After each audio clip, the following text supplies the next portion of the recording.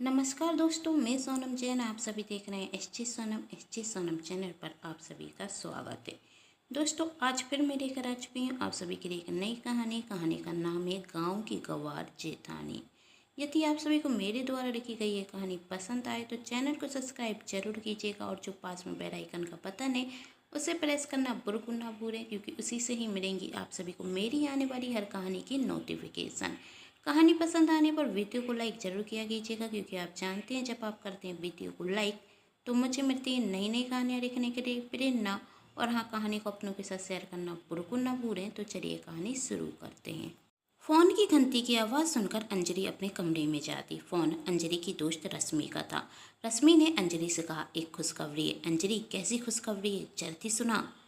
रश्मि ने कहा, मेरी शादी पक्की हो गई है। वाह, ये तो बहुत बड़ी खुशखबरी है। तेरी शादी हो रही है, जल्दी बता कब है तेरी शादी। होली के 15 दिन पहले, रश्मि कहती। तब अंजलि ने कहा, अच्छा, बधाई हो तुझे। तब रश्मि कहती, इससे बड़ी एक और खुशखबरी है। रश्मि ने कहा, वही क्या है। अंजलि ने पूछा कि मेरी शादी उसी शहर में हुई है जहाँ तेरे पति नौकरी करते हैं। अब हम दोनों एक ही शहर में रहेंगे, कितना अच्छा होगा। और इस बार हम मिलकर एक साथ होली खेलेंगे, रश्मि खुश होकर कहती। तब अंजलि कहती, खबर तो अच्छी है, लेकिन इस बार हम दोनों साथ में होली नहीं खेल पाएंगे। ऐसा क्यों कह रही है, रश्मि ने पूछा। तब अंजलि कहती, क्योंकि इस बार मैं अपने घर जा रही हूँ होली पर। लो, मैं अपनी ससुराल आ रही हूँ और तू अपने मायके जा रही है। फिर से हम एक साथ होली नहीं खेल पाएंगे। एक काम करती हूँ, मैं होली पर मायके ही आ जाऊंगी, फिर दोनों मिलकर साथ में होली खेलेंगे, रश्मि कहती। तब अंजलि ने कहा, नहीं नहीं, मैं मायके नहीं जा रही हूँ, अपने ससुराल जा रही हूँ। अपने घर ससुराल? और तू, तेरे तो ससुराल नाम सुनते ही तोते उड़ जाते हैं। फिर इस बार ऐसा क्या हो गया कि तू अपनी ससुराल जा रही है, वह भी होली पर, रश्मि ने हंसते हुए कहा। क्योंकि ससुराल मेरा घर है, अंजलि ने कहा। तुझ में अचानक से इतना परिवर्तन कब से आ गया, रश्मि ने पूछा। और तेरी वह गंवार जेठानी जो तुझे पसंद नहीं, उसके साथ होली खेलना तू पसंद करेगी क्या, रश्मि ने हंसते हुए कहा। तब अंजलि कहती, मेरी जेठानी गंवार नहीं, गंवार मैं हूँ जो उन्हें अभी तक नहीं पहचान सकी। ऐसा क्या हो गया कि तेरी सोच इतनी परिवर्तित हो गई। जब शादी के बाद मायके आई थी तो तूने मुझसे खुद कहा कि तू अपनी ससुराल कभी नहीं जाएगी, पर अब एकदम से इतना परिवर्तन कहाँ से आ गया मैडम, रश्मि ने पूछा। तब अंजलि ने कहा, तू सच कह रही है। जब मेरी नई नई शादी हुई थी तो मुझे अपनी ससुराल बिल्कुल भी पसंद नहीं थी, और ख़ासकर मेरी जेठानी का रवैया तो मैं बिल्कुल भी सहन नहीं कर सकी। शादी के बाद जब मैं ससुराल गई तो अपनी जेठानी को देखकर जैसे मैं दंग रह गई। हाथों में भर भर चूड़ियाँ, मांग में गहरा सिंदूर और भरी हुई साड़ी। यह देख तो मैंने यही सोचा, अच्छा हुआ कि समीर नौकरी करते हैं, वरना मुझे भी अपनी जेठानी की तरह यहाँ गांव में ऐसे ही रहना पड़ता। और बहुत मुश्किल से मैं सिर्फ एक हफ्ते तक ही अपनी ससुराल में रुकी, और फिर मायके से ससुराल ना जाकर मैं तो सीधे समीर के साथ यहाँ शहर में ही आ गई। और समीर से मैंने कह दिया, अब मैं कभी नहीं जाऊंगी गांव। क्या है गांव की ज़िंदगी में, मैं और तुम्हारी भाभी तो मुझे बिल्कुल भी पसंद नहीं। समीर ने मुझे समझाने की कोशिश भी की, भाभी बहुत अच्छी हैं, पर मैं उनसे उनकी भाभी के बारे में ज़्यादा बात ही नहीं करती थी, और मन में यही सोचती थी, अच्छा है कि गांव से दूर रहती हूँ, अपनी गांव की ससुराल और गंवार जेठानी से। फिर शादी के 6 महीने बाद मुझे पता चला कि मैं प्रेग्नेंट हूँ। तब समीर ने मुझसे कहा कि भाभी को बुला लेते हैं, उनके आने से तुम्हें मदद हो जाएगी, लेकिन मैंने साफ मना कर दिया, मैं अपना ख्याल खुद रख सकती हूँ। समीर ने कहा, तुम बहुत जिद्दी हो। लेकिन जब मेरा 9वां महीना रखा तो समीर को ऑफिस के काम से शहर से दूर जाना था, और तब समीर ने जिद पकड़ ली थी, अब तो तुम्हें भाभी को बुलाना ही होगा। मैंने कहा, कोई ज़रूरत नहीं है। लेकिन जब समीर नहीं माने तो मैंने कहा, मैं अपनी माँ को बुला लेती हूँ। माँ को फ़ोन किया तो उन्होंने कहा, मैं अभी आ नहीं पाऊँगी, तुम अपनी ससुराल में से ही किसी को बुला लो। मजबूरन मुझे अपनी जेठानी को बुलाना पड़ा। मैं उनके आने से बिल्कुल खुश नहीं थी, लेकिन डॉक्टर ने कहा था इस हालत में किसी का मेरे पास होना अच्छा होगा। और समीर भी कहने लगे कि मैं अपनी पत्नी अपने होने वाले बच्चे को ऐसे छोड़कर नहीं जा सकता। जेठानी जी के आने के बाद वह मुझसे कहती कि ज़्यादा आराम करना इस वक्त अच्छा नहीं होगा, तुम सुबह शाम घूमा करो, जल्दी उठा करो। उनकी इन सब बातों पर मुझे बहुत गुस्सा आता। हाँ, लेकिन शुक्र इस बात का था कि कम से कम उन्होंने शहर आकर अपना वही गांव रवैया छोड़ दिया था।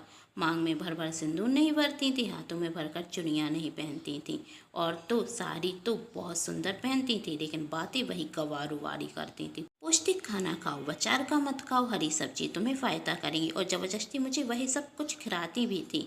और सुबह से भगवान के भजन लगाती थी, कहती इससे मन शांत रहता है। एक दिन मेरी कुछ सहेलियाँ मुझसे मिलने के लिए आईं, तब मुझे बहुत घबराहट हुई। मेरी जेठानी मेरी सहेलियों के सामने कोई गांव की गवारवारी बातें ना करते।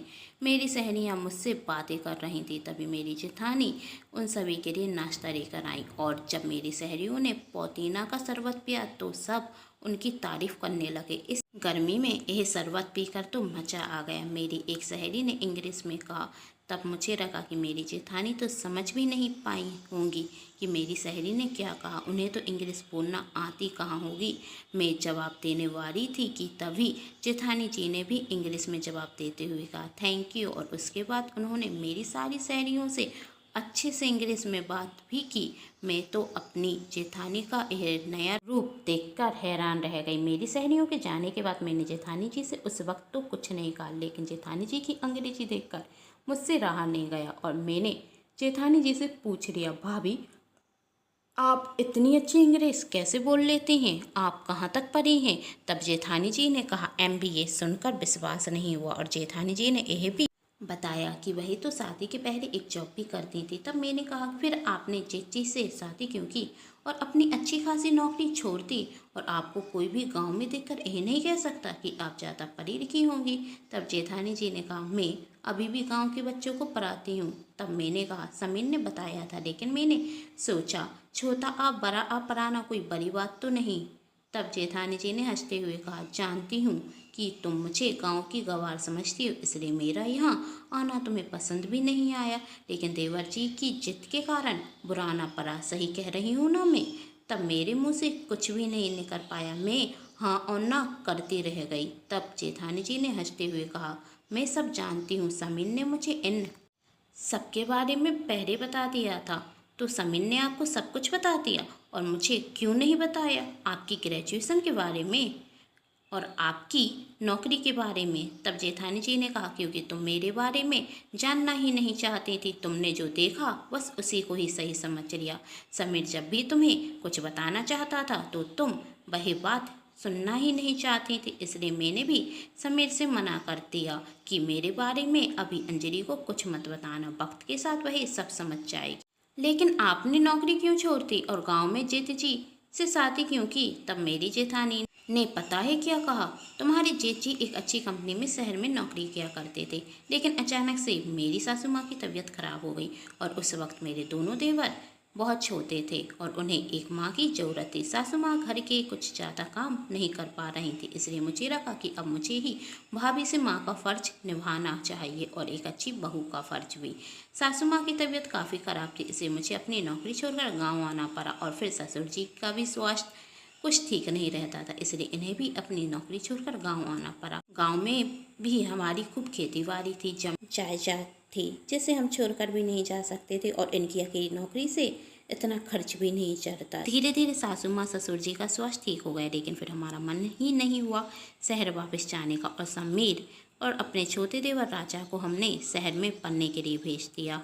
साड़ी पहनना और हाथों में चुड़ियाँ पहनना मुझे पसंद थे, और मांग में सिंदूर तो एक पत्नी की निशानी है, और मेरा मानना है कि साड़ी पहनना इतना बुरा भी नहीं होता, वही तो हम अपनी सोच बनाकर बैठे हुए हैं। और रही बात भारी साड़ी पहनने की, तो घर में शादी हो तो मैं इस तरह की सिंपल साड़ी तो नहीं पहन सकती, वरना गांव में भी मैं ऐसी ही साड़ी पहनती हूँ, और सिर पर पल्लू रखने में मुझे कोई बुराई नहीं रखती। और घर पर शादी थी और मैं बड़ी बहू हूँ। इसी शादी की जिम्मेदारी मैंने ले ली और मुझे घर का काम करते देख, ढोलक और बलौआ में गीत गाते देख तुमने मुझे गंवार समझ लिया। लेकिन मुझे यह सब समझ में नहीं आया कि घर के काम करना, सभी से अच्छे से बातें करना या कम पढ़ा लिखा होना गंवार होने की पहचान है। मैं उस वक्त अपनी जेठानी से कुछ ना कह सकी। तब जेठानी जी ने कहा, अब कुछ तो बोलो देवरानी जी। मैंने कहा, क्या बोलूं भाभी, आपकी तारीफ के लिए आज मेरे पास शब्द नहीं। जिस जेठानी को मैं हमेशा गंवार समझती रही वही तो सबसे ज़्यादा होशियार निकली। मैंने तो किताबी पढ़ाई की है, लेकिन आपने तो दूसरों का दिल जीतने की पढ़ाई की है। आज मैं आपकी फ़ैन हो गई। भाभी आप सच में बहुत अच्छी हैं, एक अच्छी भाभी भी, एक अच्छी बहू भी और एक अच्छी पत्नी भी और एक अच्छी जेठानी भी। मैं आपको कभी समझ ना सकी। आप जानती भी थी कि मैं आपको पसंद नहीं करती, उसके बाद भी आप मेरा ख्याल रखने के लिए यहाँ तक आई। थैंक यू सो मच भाभी। उस वक्त मुझे समझ में नहीं आ रहा था गंवार कौन है। मैं जो अभी तक अपनी जेठानी को समझ ना सकी, अब मेरी जेठानी जो अपनी नौकरी छोड़कर गांव में आकर रहने लगी, तब मेरी जेठानी ने मुझे बताया कि वह गांव के बच्चों को सिर्फ छोटा बड़ा नहीं पढ़ाती, बल्कि इंटर और हाई स्कूल के बच्चों को मुफ्त शिक्षा देती हैं। आज उनके पढ़ाए हुए कई बच्चे सरकारी नौकरी भी करते हैं और मेरी जेठानी घर और बाहर हर क्षेत्र में अव्वल हैं। उसी वक्त मेरे पेट में तेज दर्द हुआ। मेरी डिलीवरी का टाइम आ चुका था। जेठानी जी मुझे हॉस्पिटल लेकर गई और मैंने अपनी प्यारी सी बेटी को जन्म दिया। समीर मेरे पास नहीं थे, उनकी कमी थी, लेकिन जेठानी जी का साथ था, इसलिए ज़्यादा बुरा भी नहीं रखा। कुछ दिनों बाद समीर आ गए। जेठानी जी मेरा और मेरे बच्चे का बहुत अच्छे से ख्याल रखती थी। एक माँ होने का फ़र्ज उन्होंने बखूबी निभाया। 2 महीने तक जेठानी जी हमारे साथ रहीं और फिर गांव वापस चली गईं और 2 महीने में मुझे जेठानी जी के साथ बहुत अच्छा लगा और अब तो उनकी याद आती है। इसलिए होली पर समीर को भी ऑफिस से छुट्टी मिली हुई है, तो मैंने सोचा अपने बेटे और पति के साथ गाँव जाती हूँ, जेठानी जी से मिलने, अपने सास ससुर से मिलने और छोटे देवर भी आ रहे हैं। पूरा परिवार एक साथ मिलकर होली खेलेगा तो कितना मजा आएगा। जब शादी के बाद ससुराल गई थी तो किसी से अच्छे से बात भी नहीं की।